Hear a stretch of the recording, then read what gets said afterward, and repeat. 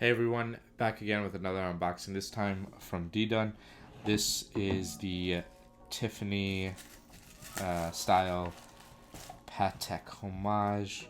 Wow. Oh, it looks great. I was unsure about the shade of blue, but here it is. I have the other Tiffany Pagani Design. This one is more of like a highlighter neon Tiffany, and this one I think is that light sky blue Tiffany.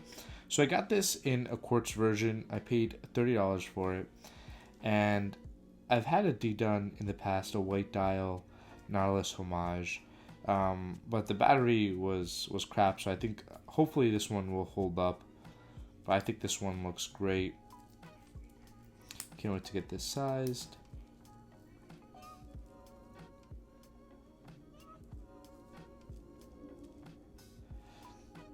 That's it, guys.